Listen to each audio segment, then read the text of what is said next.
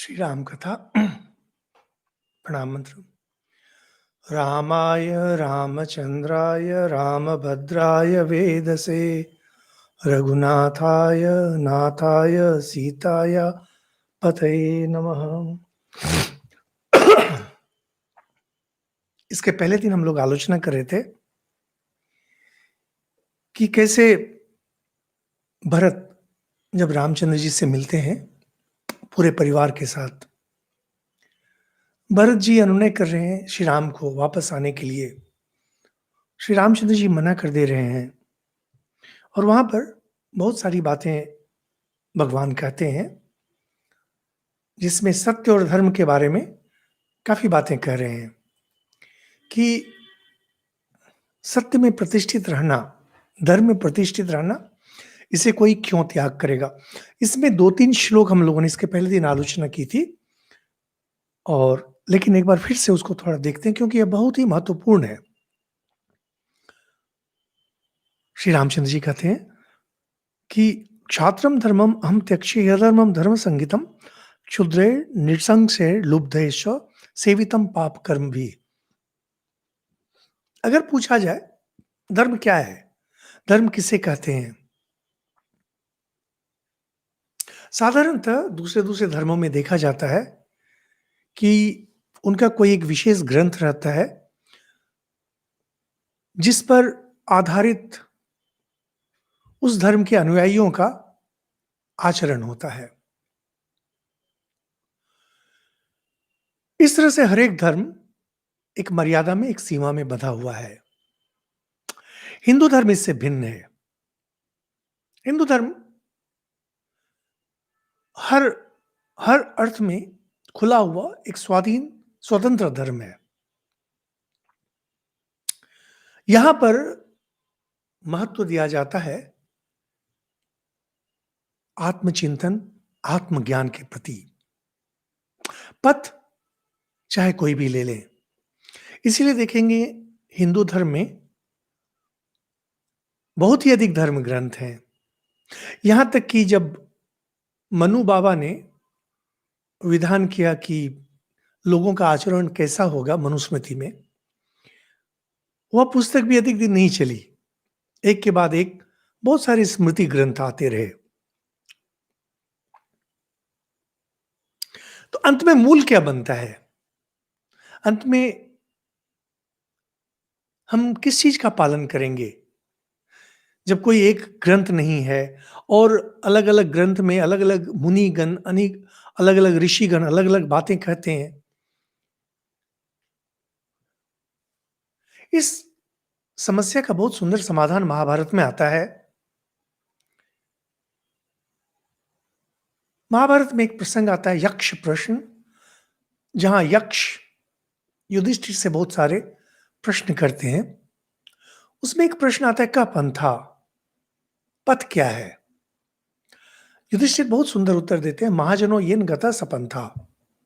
महापुरुष, महाजन जिस पथ से गए हैं वही पथ है। हिंदू धर्म जिस व्यक्ति को महापुरुष मानता है, महान मानता है, उनके ही चरण चिन्हों पर चलने का प्रयास करता है।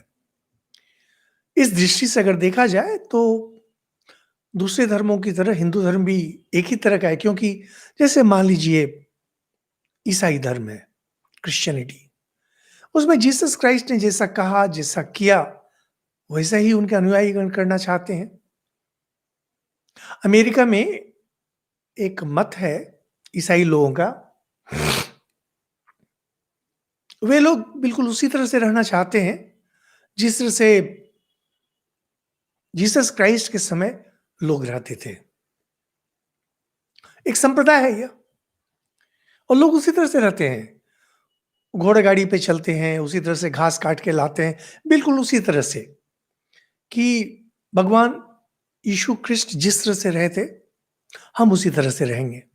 उस अर्थ में जैसे कि हम लोग मान लीजिए श्री राम कृष्ण देव को हम लोग अवतार के रूप में पूजते हैं, मानते हैं, तो अगर यहां पर हम लोग उन बातों को लें जो श्री रामकृष्ण परंपरा में है, तो इसमें कुछ भी गलत नहीं होगा। यह हिंदू मत है। तो फिर इतने सारे संप्रदाय, इतने सारे मत, ये सभी हिंदू कैसे होते हैं? इसलिए होते हैं कि ये सभी हिंदू धर्म के कुछ मूल तत्व हैं, इसे सभी मानते हैं। जिसमें एक बहुत महत्वपूर्ण है कि वेद को सर्वोपरि मानना और आत्मज्ञान, ईश्वर दर्शन, इसको सर्वोपरि मानना इत्यादि।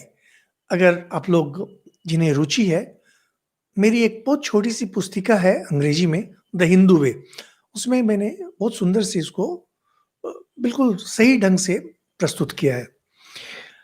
यहाँ पर जब श्री रामचंद्र जी कह रहे हैं, श्री रामचंद्र जी इसी बात को ला रहे हैं, क्षात्र धर्मम अहम त्यक्ष्ये, कि यह जो है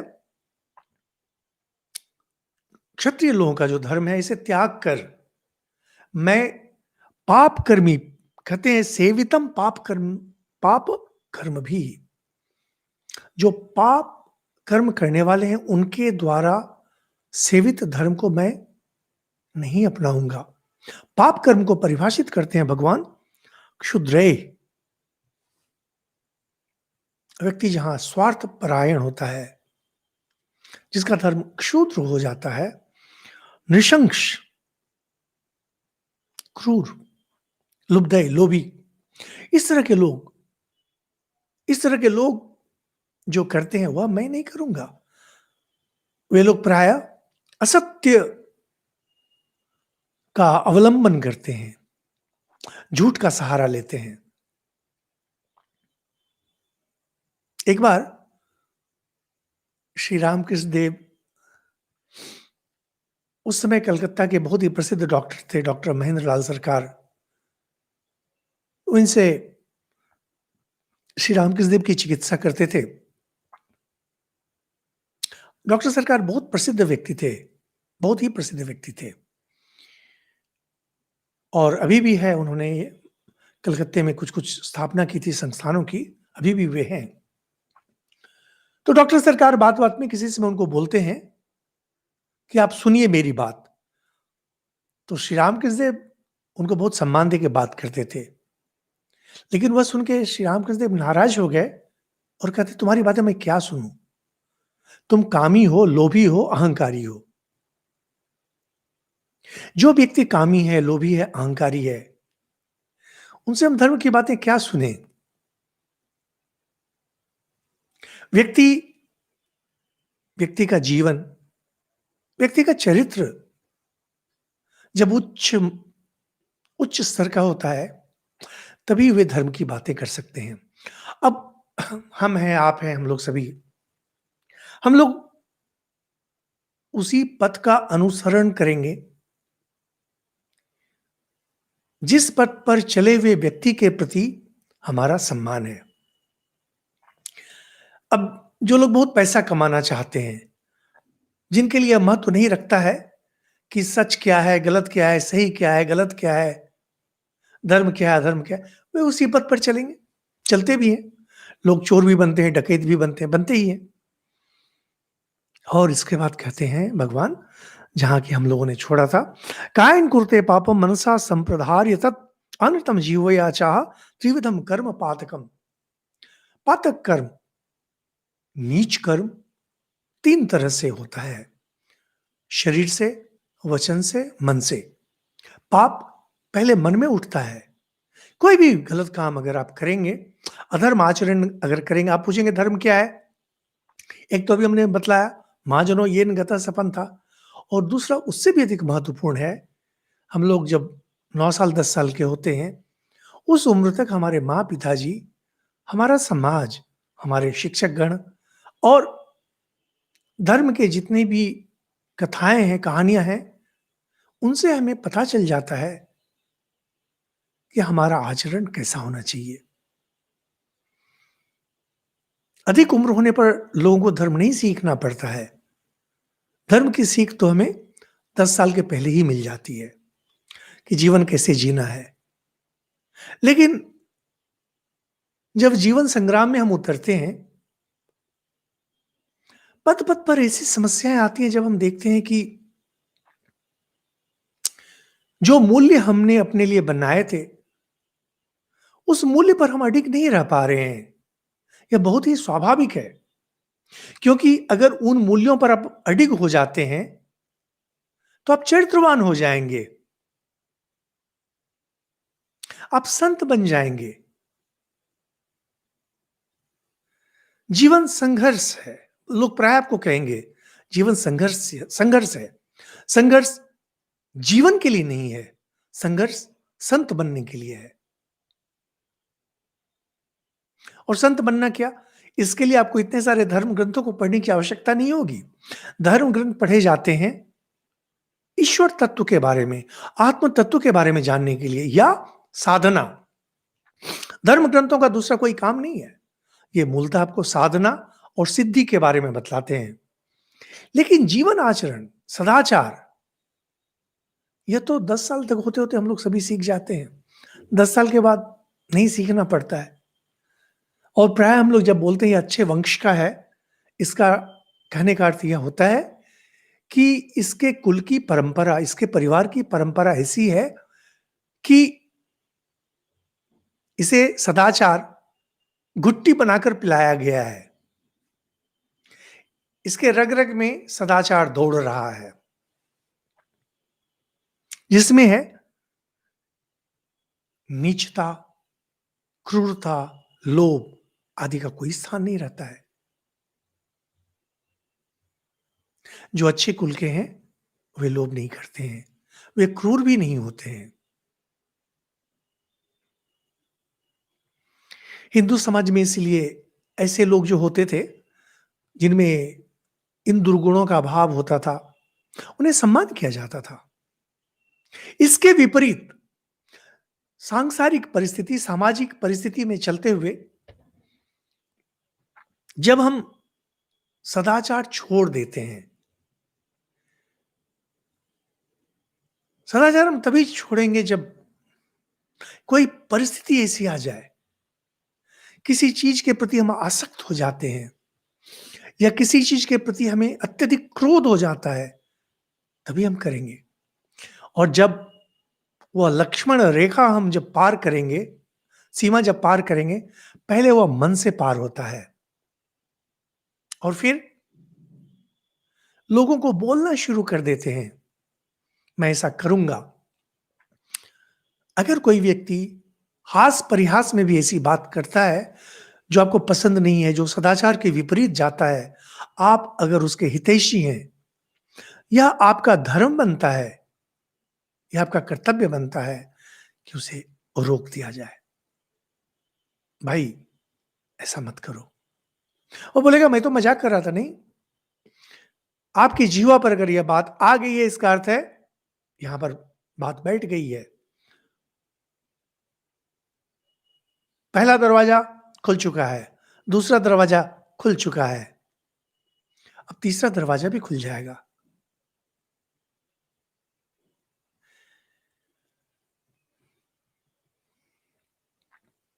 महाकवि वाल्मीकि यही कहते हैं, त्रिविधम कर्म पातकम।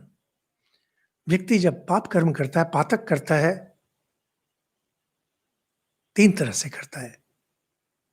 शुरुआत मन से, फिर वाणी से, और फिर देह से।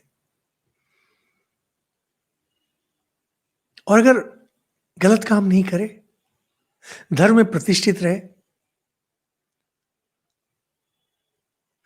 परिस्थितियां अगर ऐसी हो जहां पर कि आप अपना काम क्रोध निकाल सकते हैं, तब भी आप सदाचार में प्रतिष्ठित रहें। कहते हैं भारत में भी एक मजाक है, honesty is lack of opportunity. आप ईमानदार क्यों हैं? क्योंकि आपको चोरी का मौका नहीं मिलता है। आप सदाचारी क्यों हैं? क्योंकि गलत काम करने का आपको मौका नहीं मिलता है। यहां पर हम लोग उनके बारे में बात नहीं कर रहे, हम लोग उनके बारे में बात कर रहे हैं जिन्होंने जीवन में संघर्ष किया है, और जिनके सामने ऐसी परिस्थिति आई थी जब वे टल सकते थे, लेकिन टले नहीं।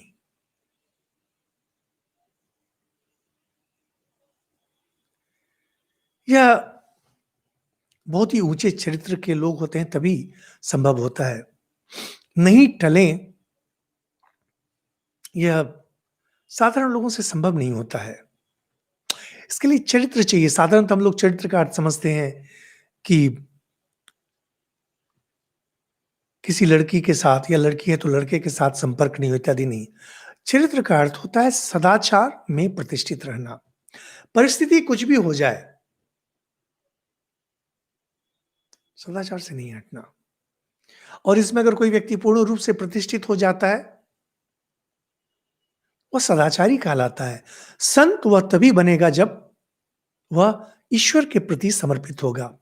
सदाचारी, संत ये और सिद्ध तीनों अलग अलग होते हैं। सदाचारी का अर्थ होता है जो आचार में प्रतिष्ठित है, सदाचार में। संत हुए जो सदाचार में प्रतिष्ठित होने के बाद ईश्वर के प्रति समर्पित हो गया। सिद्ध है जिन्होंने ईश्वर को जान लिया। जो सदाचारी व्यक्ति है, धार्मिक व्यक्ति है, संत और धार्मिक में जरा सा अंतर रहता है।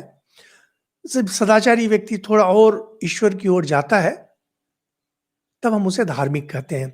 पूर्ण रूप से जाता है तब उसे संत कहते हैं। भूमि कीर्ति यशो लक्ष्मी पुरुषम प्रार्थयन्ति ही सत्यम सम अनुवर्तन्ते सत्यमेव भजेत तथा। यह बहुत सुंदर, बहुत महत्वपूर्ण श्लोक है। 22 नंबर श्लोक है। संसार में जो कुछ भी सुखदायक है, क्या क्या? भूमि, पृथ्वी, कीर्ति, यश, लक्ष्मी। व्यक्ति कीर्ति चाहता है, व्यक्ति यश चाहता है। कीर्ति है जब आप कुछ काम करते हैं और उसमें सफलता मिलती है बड़े काम में, और जब यह बात दूसरों तक भी फैल जाए, दूसरे भी इसे याद करें, तब इसे यश कहते हैं। कीर्ति और यश, साथ में लक्ष्मी और भूमि, यानी धन संपत्ति, साथ में नाम यश। व्यक्ति इसी तीन के पीछे दौड़ते हैं। कामिनी, कांचन, यश, नाम यश। नारी, धन, यश, यही तीन है। यहां पर धन और यश के बारे में करें, और नारी या नारी के लिए पुरुष इसमें जुड़े हुए हैं, क्योंकि यश जब होगा लोग आएंगे ही आपके पास। कहते हैं ये चीजें, भूमि, कीर्ति, यश, लक्ष्मी, इन चारों को पाना नहीं पड़ता है। ये चारों लोगों के पीछे दौड़ रही होती हैं, उन्हें अपनाना चाहती हैं।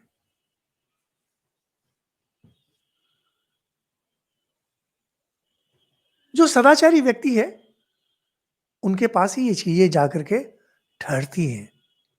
नहीं तो आएंगी, आकर के निकल जाएंगे। आप देखेंगे प्राय लोग कभी गलत तरीके से पैसा कमा लेते हैं, गलत तरीके से यश कमा लेते हैं, लेकिन टिकता नहीं है। क्यों नहीं टिकता है?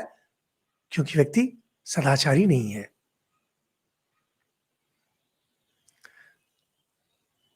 इन चीजों की उपलब्धि नहीं की जाती है। हम लोग सोचते हैं उन्होंने बहुत धन कमाया, हम लोग कहते हैं उन्होंने बहुत यश कमाया। वास्तविकता बिल्कुल दूसरी है। वास्तविकता है, इन चारों को अगर कन्या के रूप में, राजकुमारी के रूप में देखें, जो वरमाल लेकर के स्वयंवर के समय घूम रही है, किसके गले में यह माला डालें, ये सभी ढूंढ रही होती हैं सत्यवादी, सदाचारी पुरुष को। अगर मिल जाते हैं, ये चारों उनके गले में माल डाल देती हैं। लेकिन हम लोग क्या है, हम सदाचार है ही नहीं हमें। सत्य में हम लोग प्रतिष्ठित नहीं रहते हैं, क्योंकि जैसे हम लोग सोचते हैं सत्य में प्रतिष्ठित होंगे, प्रकृति एक धक्का देती है देखने के लिए, और हम तुरंत चिटक जाते हैं। हम सभी पाना चाहते हैं इन चीजों को। सभी चाहते हैं धन मिले, कीर्ति मिले, यश मिले, लेकिन उसके लिए जो मूल्य देना है, हम देने के लिए तैयार नहीं रहते हैं। मूल्य है सत्य, सत्य सदाचार। श्री रामचंद्र जी कह रहे हैं, बड़ी दुकान में जाएंगे, आपको कोई सामान पसंद आया, लेकिन देखेंगे वहां पर एक बड़ा सा, वहां पर प्राइस टैग है, मूल्य लिखा हुआ है, आपको लगता है इतना तो मैं नहीं दे सकूंगा। हम लोग प्राय छटपटाते हैं कि मैंने इतना कुछ किया, लेकिन मुझे यश नहीं मिला, मुझे केवल अपयश मिला, मुझे केवल कलंक मिला, मुझे स्वीकृति नहीं मिली। राजनेता लोग प्राय देखेंगे, जब इधर से उधर दल छोड़ेंगे तो वो कहेंगे मुझे नकारा गया, मुझे अलग रखा गया, मुझे दायित्व तो नहीं दिया गया। कहने का अर्थ सबका एक है, मुझे और क्षमता नहीं दी गई। गांधी जी को किसने क्षमता दी थी? किसी ने नहीं। क्षमता उनके पास दौड़ी हुई चली आई। 10 साल के लिए जब वो हट गए थे राजनीति से, नेहरू जी आदि ने देखा कि हम लोग कुछ कर ही नहीं सकते इनके बिना। वे लोग सब जाकर के साबरमती आश्रम में टोपी उनके पांव पे रख दिए, आप आइए संभालिए। अगर आप में शक्ति है, सदाचार है, संसार की ये भोग वस्तु आपके पास दौड़ी हुई आएंगी। श्री रामचंद्र जी भी यही बात करते हैं और यही सत्य है। हम लोग समाज में भी ऐसा ही देखते हैं। जिस व्यक्ति में दमखम है, साथ में सदाचार है, उसको कोई उल्टा नहीं सकता है। या तो हमें दमखम नहीं रहता है या सदाचार नहीं रहता है, दो में से एक नहीं रहने के कारण हमारी गाड़ी लुढ़क जाती है।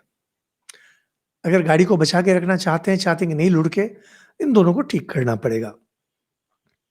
इसलिए कहते हैं सत्यम सम अनुवर्तनते सत्यमेव भजेत ततः।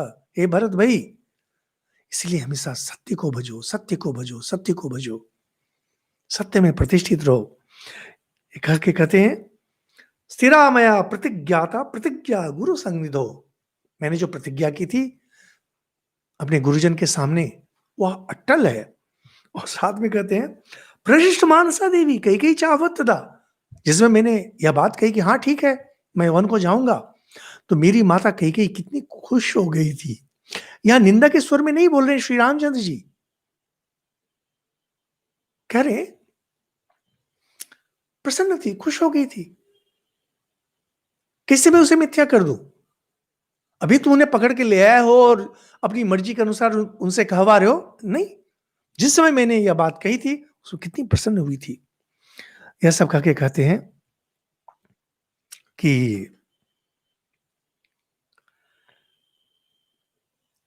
जब इस तरह से कर सके, कहते रहे।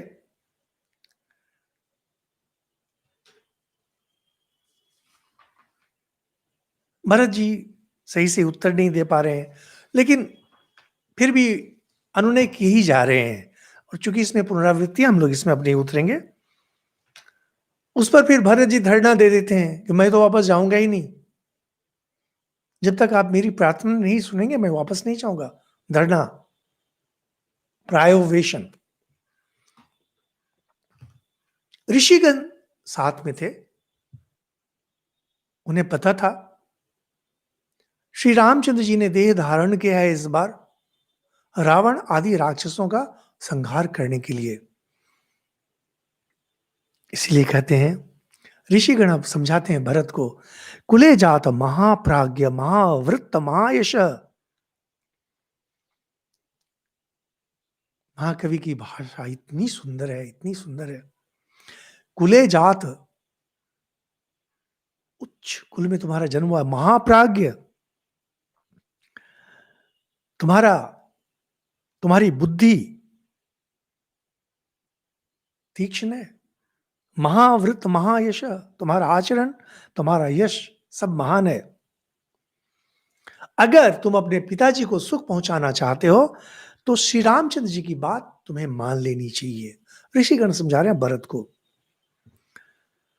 और राजा दशरथ जिस तरह से कई के ऋण से मुक्त हो गए थे उनकी बातों को मानकर, उसी तरह से श्री रामचंद्र जी को भी उऋण होने दो, क्योंकि उन्होंने अपने पिताजी को ये दो बातें कही थी। जो वादा किया था ना, उसे पूरा करना पड़ेगा आपको। आपने वादा किया था, और यह वादा जिसको जिसको नहीं है,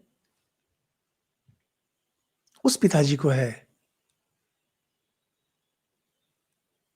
जिनको आप भगवान की तरह मानते थे। भरत छोड़ने वाले नहीं हैं। श्री रामचंद्र जी के चरणों में गिरकर कहते हैं, इदम राज्य महाप्राज्य स्थाप है पतिपति। हे भैया, यह राज्य लीजिए और किसी को बिठा दीजिए इस पर, मैं नहीं लूंगा इसको। किसी और को बिठा दीजिए इस सिंहासन पर। जिसको बिठा देंगे चलाएगा वो।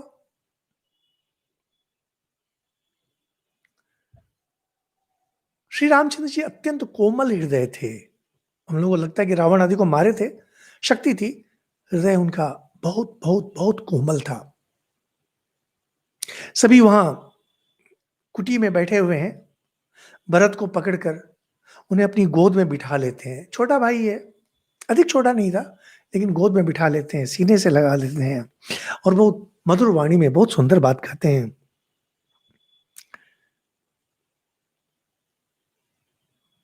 आगता त्वामियम बुद्धि स्वजा वैनयिकी चया वृषम उत्सहते तात रक्षितुम पृथ्वी में अपि। यह जो तुम्हारी स्वाभाविक विनयशील बुद्धि है, इसके द्वारा तुम पूरी पृथ्वी को संभाल सकोगे। क्योंकि भरत, देखिए, भरत को अनायास मिला है। भरत ने मांगा नहीं था, यह राज्य उन्हें अनायास मिला है, लेकिन वे रामचंद्र जी को दे रहे हैं। और रामचंद्र जी जब मना कर रहे हैं तो कह रहे किसी को भी आप बिठा दीजिए, मैं नहीं लूंगा। यह विनय बुद्धि है, क्योंकि भरत को पता है वे इसके योग्य नहीं है, क्योंकि यह राज्य राम को मिलना चाहिए था। और बाद में हम लोग देखते हैं भरत ने लिया भी नहीं।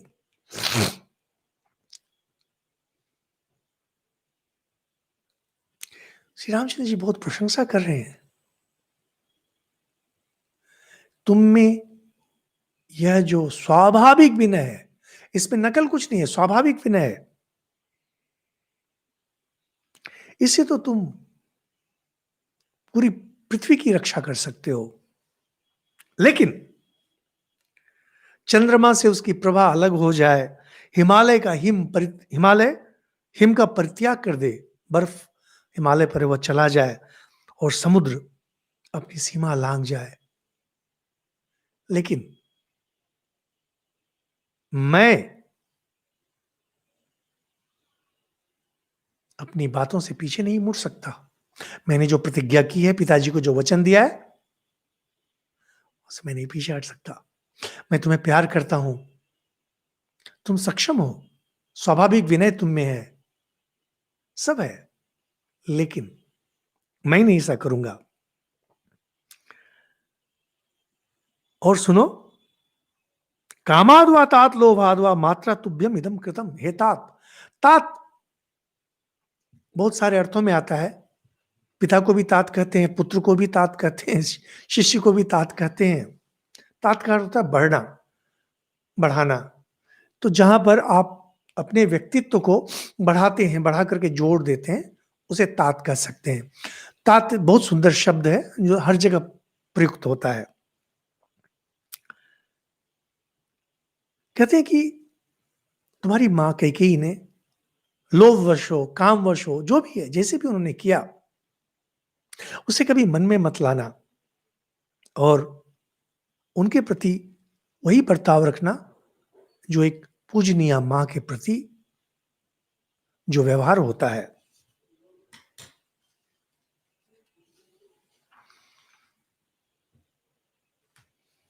भरत जी अब कुछ नहीं कर पा रहे। साथ में उनके, पता नहीं क्यों था, लेकिन दो स्वर्ण भूषित पादुका खड़ाऊं क्यों साथ में लाए थे पता नहीं। हो सकता है कि श्री रामचंद्र जी वन में हैं, इसलिए लाए होंगे कि उनको देंगे।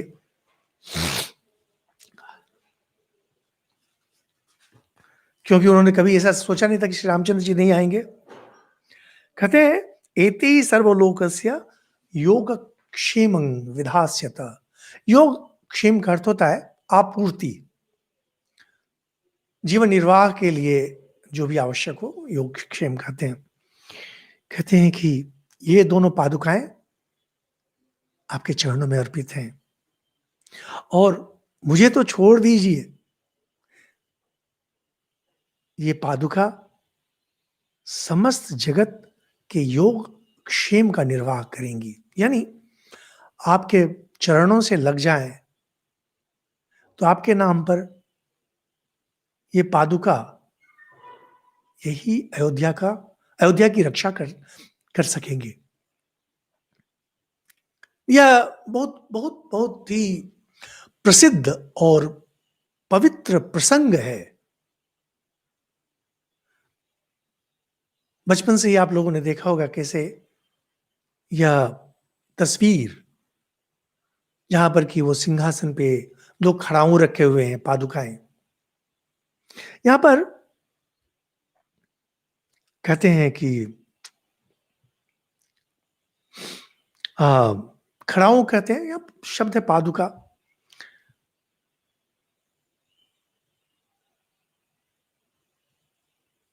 यह एक बीच का रास्ता निकला।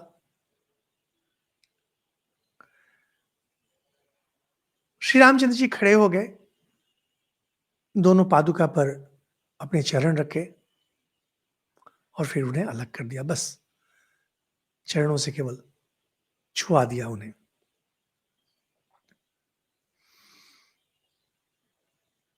करके भरत को सौंप दिया।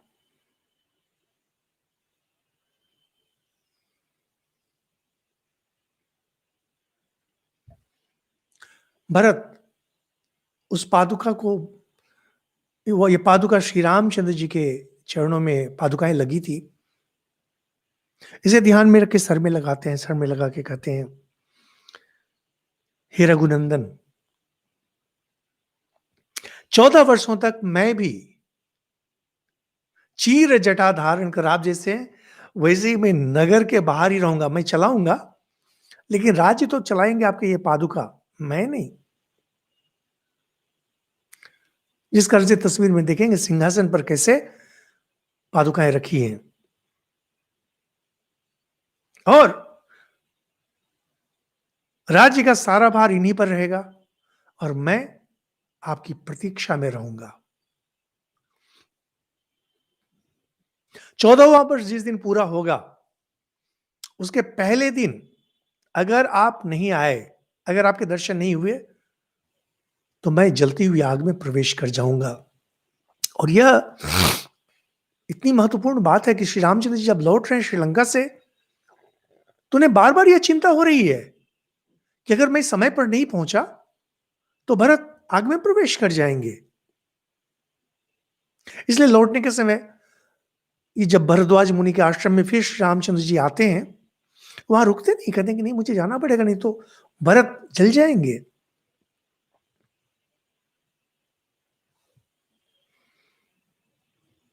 सब कुछ हो गया, वहां की कहानी समाप्त। लेकिन देखिए श्री रामचंद्र जी कितने संवेदनशील हैं, कितना दूसरों का ख्याल रखते हैं। मया च सीतया चेव शप्तोसी रघुनंदन, शपथ, मेरी कसम, सीता की कसम, शपथ,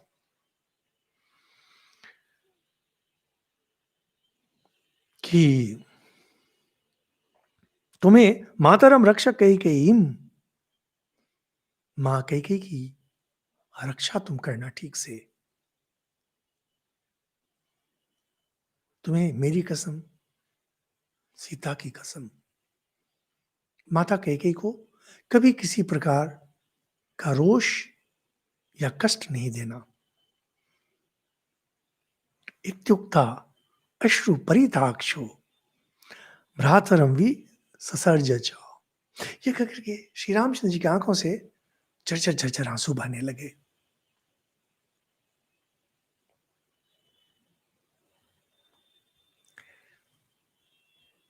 एक बहुत ही भावुक वर्णन है।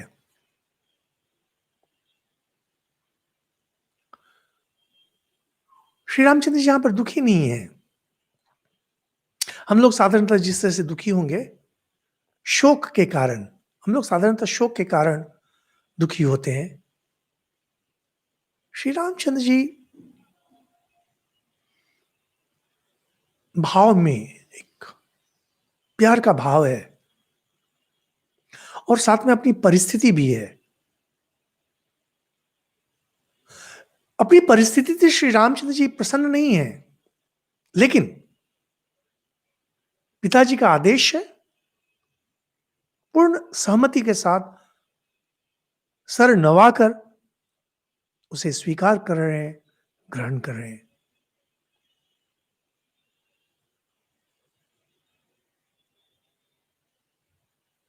कभी कभी हम जिन्हें बहुत प्यार करते हैं, उन्हें जब विदा करते हैं, हम लोग भावुक होकर बोलते हैं, अपना ख्याल रखिएगा, बोल के रोना शुरू करते हैं।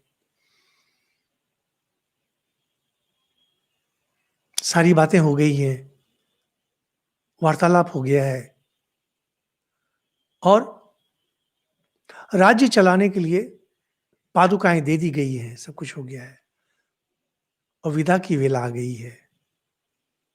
विदा की वेला थोड़ा कष्ट तो देती है।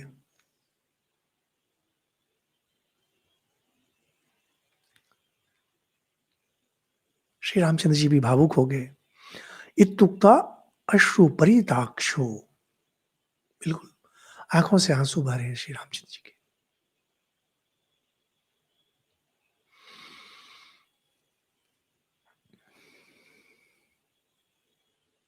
और वापस जाना पड़ेगा। भरत उठते हैं, श्री रामचंद्र जी की परिक्रमा करते हैं। यह नियम है, साधारणतः हम लोग जिनको पूजते हैं उनकी परिक्रमा करते हैं। मंदिर आदि में भी परिक्रमा की जाती है।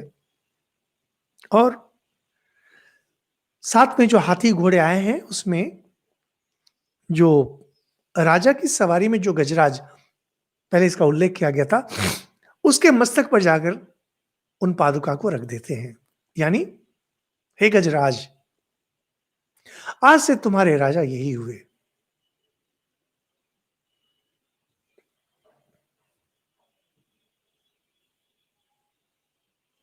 कभी कहीं निमंत्रण होता है, आपको निमंत्रण में जाना पड़े, आप नहीं जा पाते, आप अपने बदले किसी को भेज देते हैं, उन्हें भी वैसा ही सम्मान दिया जाता है। यहां पादुका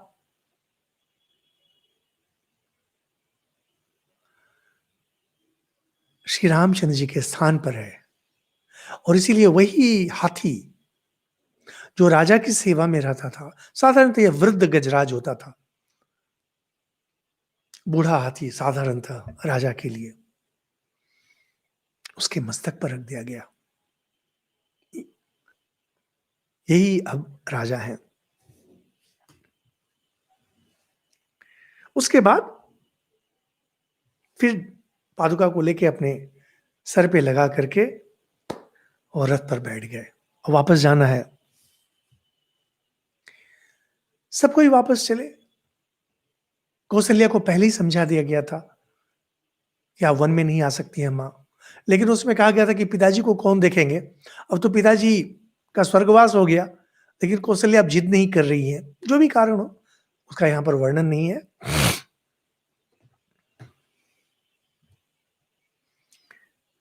अब वापस में फिर से भरद्वाज मुनि के आश्रम में पहुंचते हैं, और भरद्वाज मुनि काफी उत्सुकता से पूछते हैं, अभिकृत्यम कृतम तात रामेण च समागतम।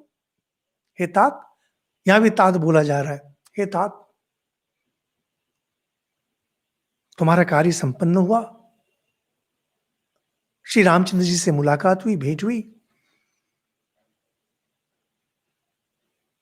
तो भरत कहते हैं कि देखिए, स याच मानो गुरुना मया चो दृढ़ विक्रम। दृढ़ विक्रम, श्री रामचंद्र जी दृढ़ विक्रम है, अपने उनका जो अपने पराक्रम पर दृढ़ रहने वाले हैं।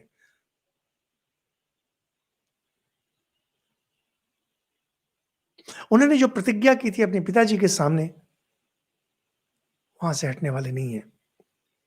मैंने बहुत प्रार्थना की और लेकिन उन्होंने नहीं माना। कह करके संक्षेप में कहते हैं कि बहुत ही संक्षेप में कहते हैं, यहां भी 2-3 श्लोक में ही है कि यह चरण पादुकाओं को लेकर अब मैं अयोध्या जा रहा हूं। ये जो चरण पादुका है, पादुका चरण में ही है, अब यही राजा है।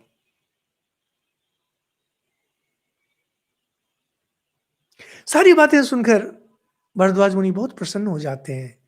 कहते हैं, नहीं तो चित्रम नर व्याघ्रे शील वृत्त विदाम वरे, मनुष्यों में तुम सिंह के समान वीर हो, शील और सदाचार के ज्ञाताओं में श्रेष्ठ हो। यह जो दो है, शक्ति संपन्न है भरत, सिंह सिंह के समान पराक्रमी, साथ में सदाचारी में श्रेष्ठ। धर्म यही दो बातें हमें सिखाता है। पराक्रमी, आप जिस क्षेत्र में हैं, अगर आप शिक्षा के क्षेत्र में हैं तो आपको सर्वश्रेष्ठ शिक्षक बनना पड़ेगा। सेवा कार्य में है, डॉक्टर हैं, इंजीनियर हैं, श्रेष्ठतम आपको उसमें होना पड़ेगा। आप गृहवधू हैं, खाना बनाती हैं, रसोई बनाती हैं, श्रेष्ठतम आपके समान कोई नहीं होना चाहिए। और इसका गर्व भी आपको नहीं होना चाहिए, क्योंकि सदाचार में भी आप श्रेष्ठतम होंगे या होंगी। जहां जिस क्षेत्र में आप हैं,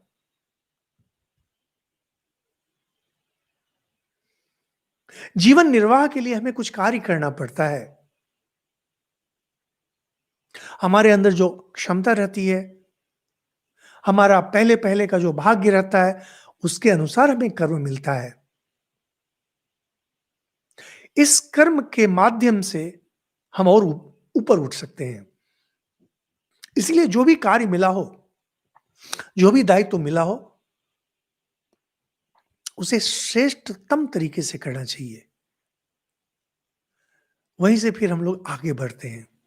सदाचार, उसमें भी पूर्णतः प्रतिष्ठित होना चाहिए। वहां से हम आगे बढ़ते हैं, करते करते धीरे धीरे धीरे ये पुण्य जब जमा होते रहते हैं, वहां से धीरे धीरे धर्म में रुचि आती है और फिर वहां से शुरू होता है आध्यात्मिक मार्ग। आध्यात्मिक मार्ग इतना आसान नहीं होता है, बहुत कठिन होता है। पराक्रम, सदाचार। पराक्रम का अर्थ मारपीट, लड़ाई झगड़ा, युद्ध आदि नहीं। जहां जिस चीज में है, जहां जिस चीज में है, एक दिन में संभव नहीं होता है, 2 दिन में संभव नहीं होता है, लेकिन आपको लगे रहना पड़ेगा, आप छोड़ नहीं सकते इसे। तो कहते हैं, मनुष्यों में सिंह के समान हो, शील सदाचार में श्रेष्ठ हो। यदार्यम तो इतिष्ठेन निम्नोत्स शिष्टम इवोधकम। हे भरत, जैसे नीची जमीन में पानी बहकर जमा होता है, समुद्र एक बहुत बड़ा गड्ढा है, संसार में जहां जितना जल है सब वहीं जाके पहुंचता है। जहां भी आपने गड्ढा देखा होगा, नीची जमीन, पानी बहकर वहीं पहुंच जाता है। यहां कर एक गुण, मानवीय गुण जितने भी हो सकते हैं, सब बहकर तुम में पहुंच जा रहा है, तुम में अवस्थित है। बहुत सुंदर श्लोक है। देखिए, वाल्मीकि ऋषि थे, कवि भी थे, लेकिन मानव चरित्र की समझ, ये 2 चीजें तुम में है, पराक्रम भी है, सदाचार भी है। इसलिए बाकी जितने भी गुण हो सकते हैं, जितने गुण हो सकते हैं, सब तुम में आके उपस्थित हो गए। किस तरह से? जैसे पानी कहीं का भी हो, बहकर गड्ढे में ही जमा होता है।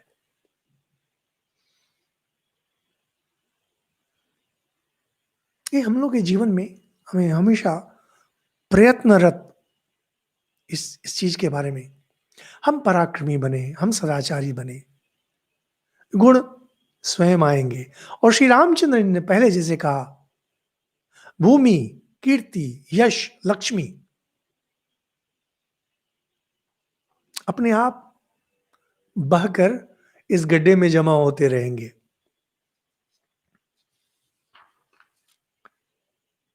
भरत जी का कार्य समापन हो चुका है, अयोध्या को लौट रहे हैं।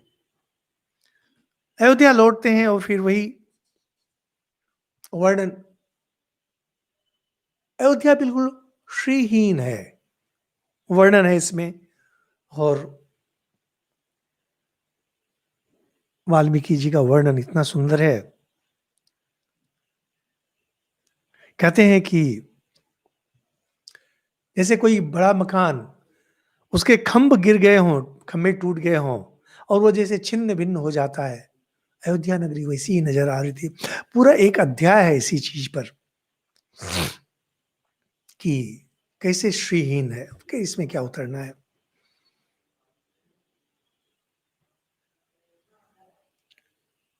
कहते हैं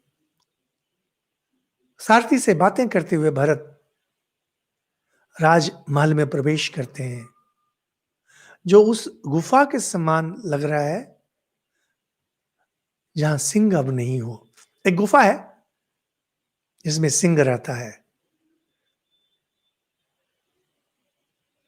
अब यह सिंह शावक उसमें प्रवेश कर रहा है, लेकिन सिंह नहीं है, राजा दशरथ नहीं है। हम लोग प्राय हम जिसे बहुत प्यार करते हैं उसे कहते हैं उनकी मृत्यु के बाद, चले जाने के बाद, कि सब सूना हो गया है। इस सूनेपन का वर्णन वाल्मीकि सर से कर रहे हैं। वह गुफा जिसमें से सिंह चला गया हो। यह सब देखने के बाद भरत धैर्यवान थे, लेकिन आंसू बहाने लगे और कहते हैं नंदी ग्रामम गमिष्यामि सर्वानाम मंत्रे अत्र वह। मैं अब नंदीग्राम जाऊंगा। नंदीग्राम अयोध्या के बाहर है। उन्होंने कहा था मैं नगर में प्रवेश नहीं करूंगा और आप सब लोगों से मैं आज्ञा मांगता हूं, और यह श्री रामचंद्र जी से दूर रहने का जो दुख है मुझे, इसे मैं वहां सहन करूंगा।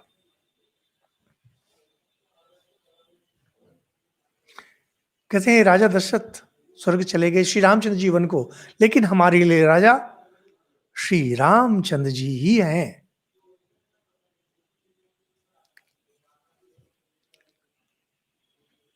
तो यह सब कहने के बाद नंदीग्राम चले गए। अब उनको तो कोई रोक नहीं सकते हैं। वहां जाकर के वहां जो गुरुजन थे उन्हें कहते हैं श्री रामचंद्र जी ने मुझे ये चरण पादुकाएं दी हैं और यही सबके योग क्षेम का निर्वाह करेंगी। छत्रम धारयत, यह जो चरण पादुका है, आप लोग इसी पे छत्र धारण कर, राजा का जो छत्र है, राज छत्र, आप लोगों ने तस्वीर में देखा होगा कि किसी सिंहासन पे खड़ाऊ हैं और उस पर राज छत्र है। और कहते हैं धरोहर के रूप में रखे हुए इन पादुकाओं को ही राजा मानकर मैं अपने सारे पाप से मुक्त हो जाऊंगा। यह है कथा पादुका की। यहां से कहानी वापस चली जाती है श्री रामचंद्र जी के पास, क्योंकि यह तो राम कथा ही है इसमें।